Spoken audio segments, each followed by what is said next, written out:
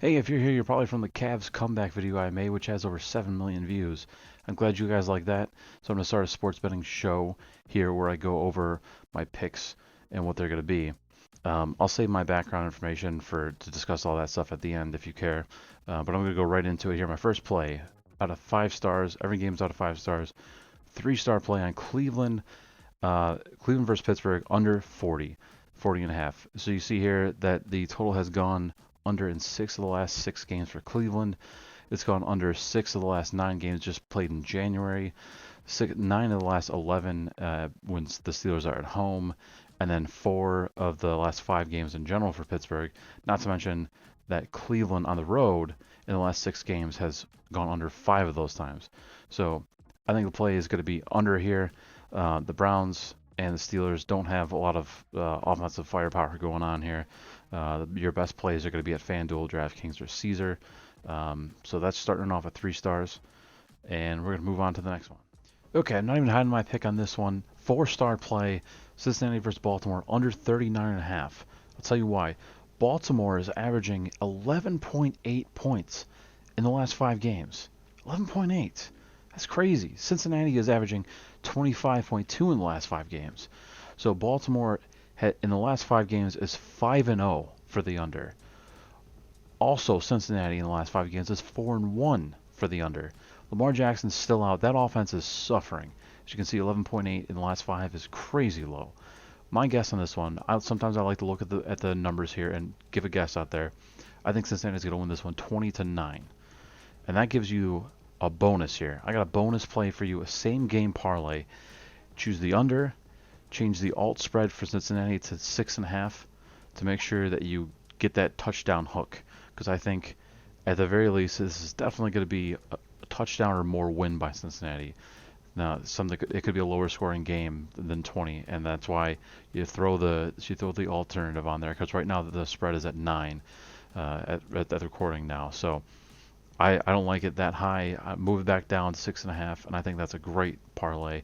You can see the lines at the bottom. FanDuel, Caesar, and BetMGM are going to give you the best bets. DraftKings again trying to stick you by not giving you half points.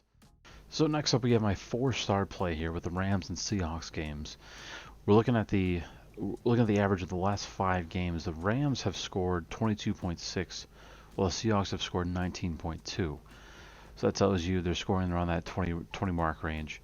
The Seahawks are 1-6 ATS in the last 7 games. That means against the spread. The Rams are 7-1 in the last 8 games against Seattle alone. So my guess here at this total of the game is it's going to be 2017 Rams, which gives you the money line potential. But when you're getting 6 points, I'm taking the Rams. I'm taking the Rams 6 points. And I'm not looking back. I think the spread here is just too good to pass up. Baker's going to have a field day against the Seahawks defense, who is giving up a ton of points in the last few games here.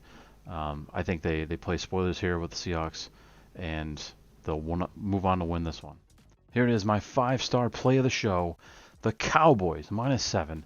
You'll see why here. The Dallas Cowboys are 6-2 ATS in the last 8 games against Washington. They're 8-3 as an away favorite. That means on the road, they're favored by any amount of points. The Commanders' average score in the last 5 games is a dismal 16.2, while the Cowboys are averaging 36.4. 36.4. Insane. I'll also tell you that the Commanders are starting Sam Howell here in a game that means nothing for them. They're completely out of the playoffs. It absolutely means nothing. The Cowboys are coming here and smoke them. I'm telling you right now, 7 is not enough. The line moved already. I think it was at like 5.5 to open. It's already at 7, but that's still not enough. The Cowboys are going to win by double digits here, and it's not even going to be close. Your lines here, FanDuel, DraftKings, Caesar, and BetMGM all give you 7, but Caesar Sportsbook actually gives you a plus 100 on this, which is the best odds to bet. But wait, there's more. We're piggybacking off the Cowboys game here.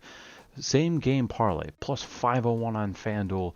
You'll see here, we're going to start here with Ezekiel Elliott. In the last 9 games, he's scored a touchdown each time. And in those 9 games, he's actually scored a total of 11 touchdowns. We're going to go for him for a touchdown or anytime scorer here against the Commanders.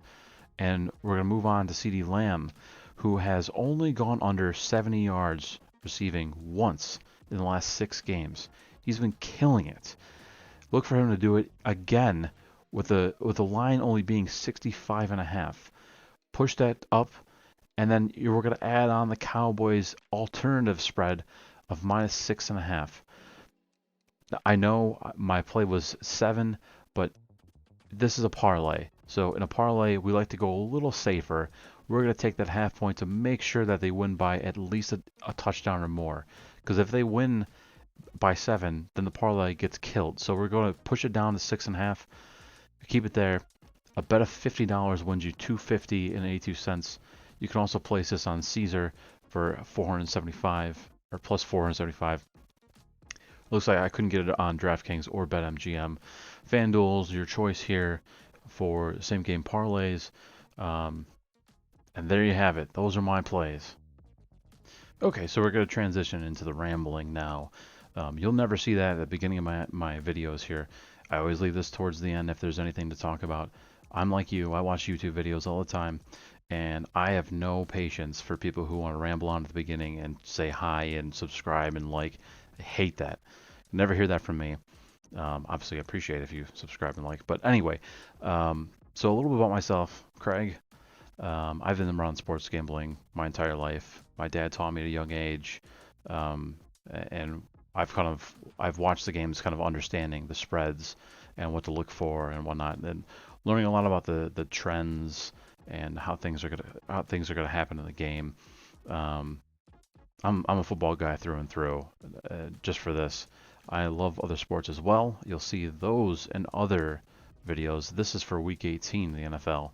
So we're just going over NFL picks, but I'm just talking about NFL. But one of the things I like to do in my picks that some others kind of maybe don't do, you'll see if you're an average gambler or an average sports fan, you kind of just go on the feel of who you think is a better team and kind of go for that, and you kind of don't know how to hone in. What you really want to look for, in my opinion, is different trends that people have, and trends are records that people, or not people, that teams have for certain circumstances. I showed you a lot in the video here that I like. When it comes to a team facing another team, I love seeing that trend, especially if it's dominated. An 8-1 odd or something like that is really good. If you're looking at unders or overs, the same kind of thing. How they face each other is often a really great indicator of how things are going to go. Obviously, if the record's like 5-5 or something that's even, you kind of don't look at that at all, or something that's like 6-4. Lower percentage differences don't matter to me when I'm looking at trends. So the other trends to look for is I like looking at away and home, and some various things like that. So I think there's a lot of trends out there, and you can kind of get caught up in these ones that don't make any sense, like games that happen on a Sunday or against the AFC conference or something. I think those are a stretch when you're looking at those. So I don't like to focus on those at all with those trends. The trends that matter to me are like what I just said. And besides that, I like to look at the scores. And you look at the average scores for the different teams, you kind of get a feeling of how they're going to score in their following games. Obviously, you take into consideration injuries and changes in the personnel as well. And weather comes a factor too. Luckily this week there's not a lot of weather games that are going to cause huge factors like there was, a few weeks ago and whatnot. So, yeah, that's kind of my mindset. If you're curious how I'm doing these plays here, if anybody's interested, I can go through in more detail how sports betting works with against the spreads and money lines and whatnot. If you're interested, leave a comment below, and if there's enough traction, I'll be happy to make one up. I'm sure there's already ones out there, but I think, like I said, there's differences in people explaining these things. There's a lot of rambling that people do, and you just want the point. You just want to understand what it is, and that's what I'm about. So you'll see that in my videos moving forward here. I hope you can tail me and win some money alongside with me, and I'll see you the next week. Thanks.